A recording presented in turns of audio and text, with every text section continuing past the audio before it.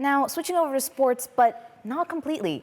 Polina Shimanova joins us from the couch with an SU volleyball player who is another hidden talent. Polina? Thank you so much, Isabel. That's right. I've been joined today by Timothy Plewak, a rising sophomore majoring in landscape architecture and at SUNY SF. Tim, welcome to the show.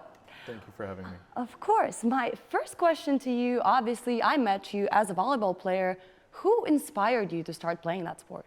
Well, my father has been my foremost, and will always be my foremost inspiration when playing volleyball. Ever since I started playing volleyball in like 8th grade, I've been hearing the rumors, I've been hearing the legends of how my dad was just this incredible volleyball player. You know, to look at him, you wouldn't think volleyball player. He's kind of short, kind of stocky, more of like a football player build. But I've seen the pictures of this, you know, it's kind of goofy to see this short 5'7", 5'7.5", he likes to say, guy floating in the air, arm just, you know, reached back as far as he can, ready to pound it into the ground. And he was the captain of my school's first ever volleyball team, led them to the first sectional championship. And I'm thankful to be part of the team that had the first ever sectional championship in Class A. So although it was a bit of a struggle living and growing up in my dad's shadow, I'm glad that I had the chance to break free and join him in you know, a long line of the first ever, you know. That's awesome. And then obviously you brought up your dad, and we talked about this interesting scenario that happened back in his day when he was playing. He popped a volleyball, and we have a little prop here. Actually, you can tell us the story behind that, how that happened? So the legend was that, you know, he went up for the hit and he spiked it into the floor and it just disintegrated and they canceled the game.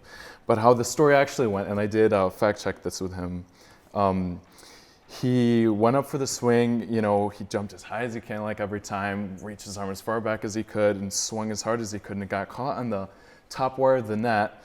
And I guess he said that in hitting lines he could tell there was a problem with the ball, but still, to be able to rip the leather off the top of the ball like you see here is no small feat. And when the ball hit the floor, there was something wrong. There was this huge delay of the game, and he ended up getting it signed by all of his teammates and coaches. So this is kind of like a symbol of the legacy that I had to overcome. You know, your father popped a volleyball. How do you compete with that? Absolutely. You know? And as a volleyball player, I think it's extremely hard and extraordinary to do. Well, the reason why I have you here today is to show us off your hidden talent that not many people know about.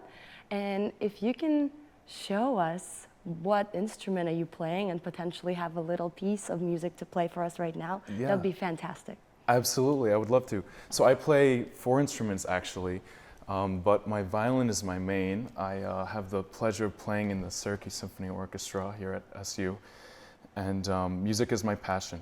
It is, I prefer talking over playing, or I prefer to play over talking, so this is perfect.